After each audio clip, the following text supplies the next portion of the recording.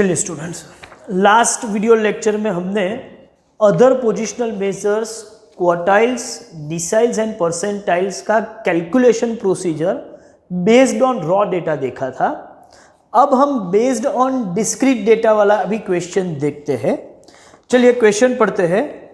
Find Q1, D7 and P45 और data में दिया हुआ है size X and frequency F 0, 1, 2, 3, 4, 5, 18, 12, 30, 15, 16 and 8।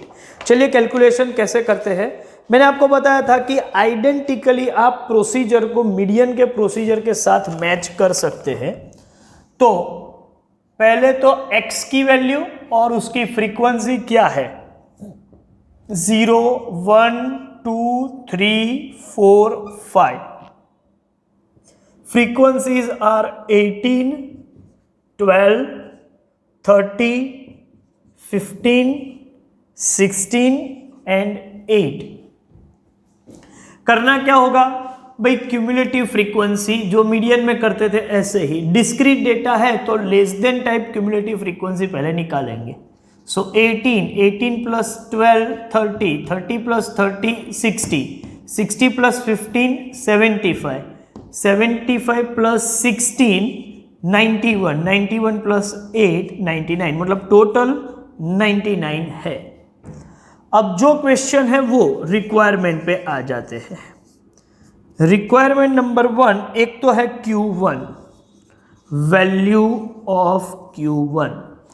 तो यहां पर भी फैक्टर वैल्यू, जैसे मीडियन में n+1 डिवाइड बाई 2 करते थे, तो क्वार्टाइल के लिए फैक्टर वैल्यू होगा j इंटू n+1/4, डिसाइल के लिए j इंटू n+1/10, परसेंटाइल के लिए j इंटू n+1/100। ये हमारे फैक्टर वैल्यूज है।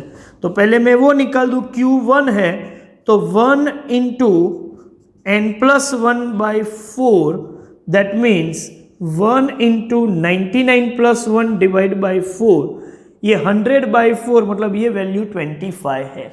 अब क्यूमुलेटिव फ्रीक्वेंसी में एग्जैक्ट 25 हो तो वो देखो, नहीं है तो जस्ट ग्रेटर 30 है और उसके अगेंस्ट ऑब्जर्वेशन 1 है, तो Q1 की वैल्यू 1। लेकिन मैं लिखूंगा cumulative frequency just greater then 25 is 30. Therefore, Q1 is observation corresponding to cumulative frequency 30 is 1. तो आप लिख सकते हो कि यहां मैं लिख दूं is 30. Therefore, Q1 equals to 1. तो चलिए भाई, पहले Q1 का आंसर तो हमारा आ गया। आगे बढ़ते हैं। सेकेंड रिक्वायरमेंट क्या है? सेकेंड रिक्वायरमेंट है D7, value of D7। D7 में आपको फैक्टर वैल्यू निकालनी पड़ेगी 7 इंटू n+1/10, क्योंकि ये डिसाइल है। तो 7 इंटू 99 प्लस 1 डिवाइड बाई 10, तो ये आएगा 70।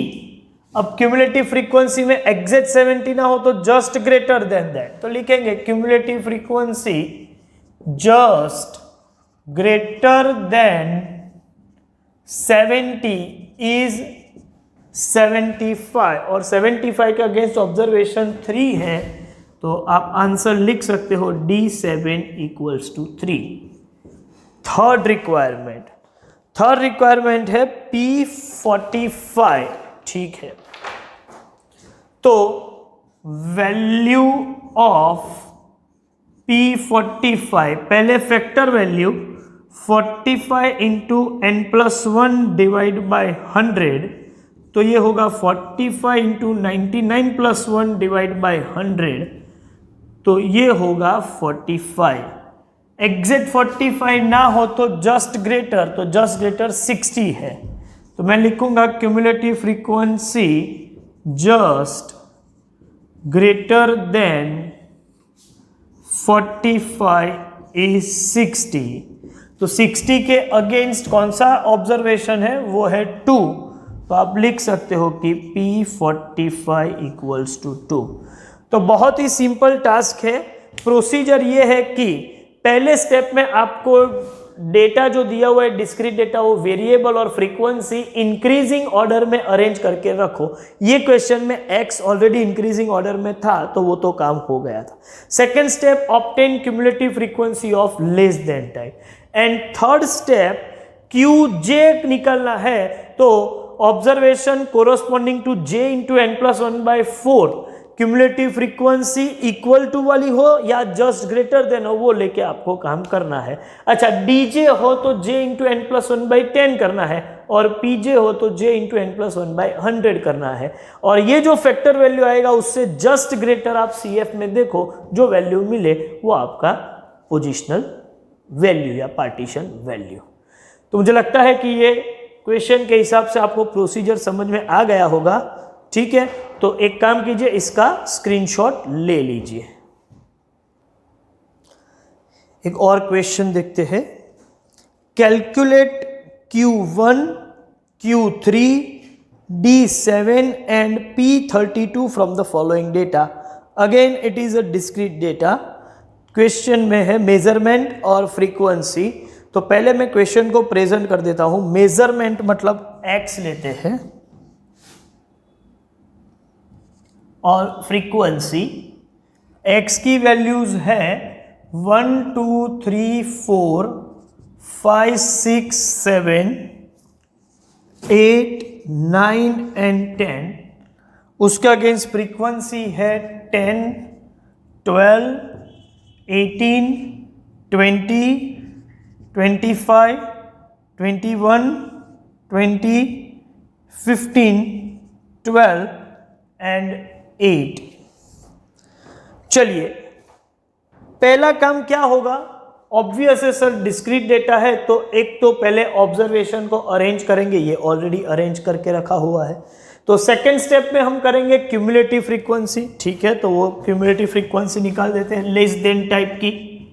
10 10 प्लस 12 22 22 प्लस 18 मतलब 40 40 प्लस 20 60 60 प्लस 25 85 85 प्लस 21 ये आएगा 106 प्लस 20 126 प्लस 15 141 प्लस 12 तो ये होगा 153 प्लस 8 ये होगा 161।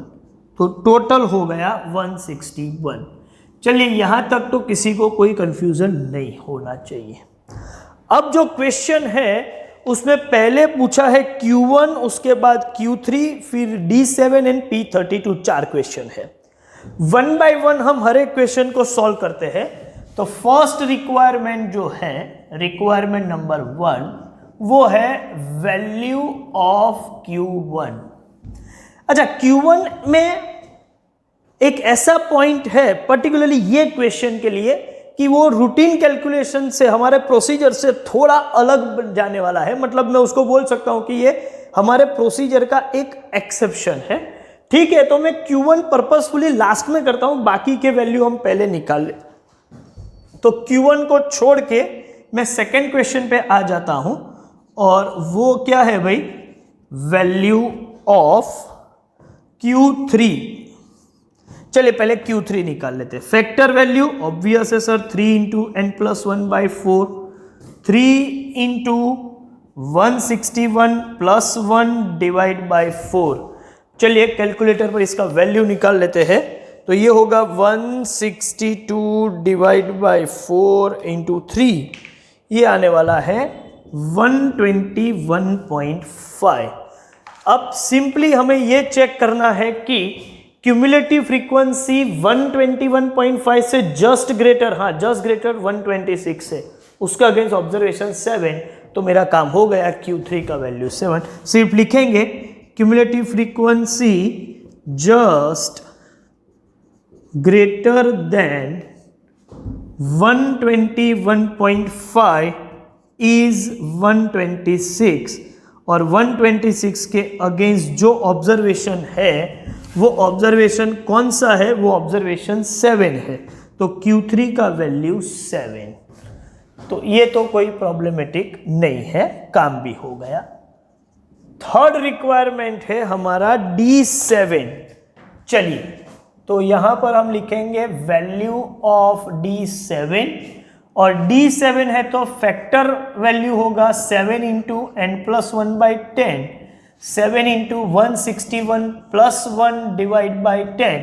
इसका कैलकुलेशन करें तो 162 इंटू 7 डिवाइड बाई 10, ये आने वाला है 113.4।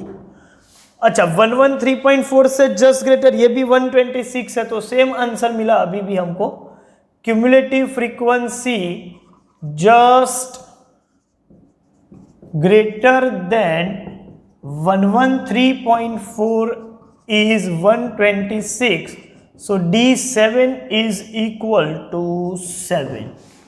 चलिए, फोर्थ रिक्वायरमेंट है percentile 32, so value of P32, इसका कैलकुलेशन करें तो 32 into n+1/100, 32 into 161 plus 1 divide by 100, तो ये आंसर होना चाहिए 162 इंटू 32 डिवाइड बाई 100, 51.84, और 51.84 से जस्ट ग्रेटर देखा जाए तो 60 है।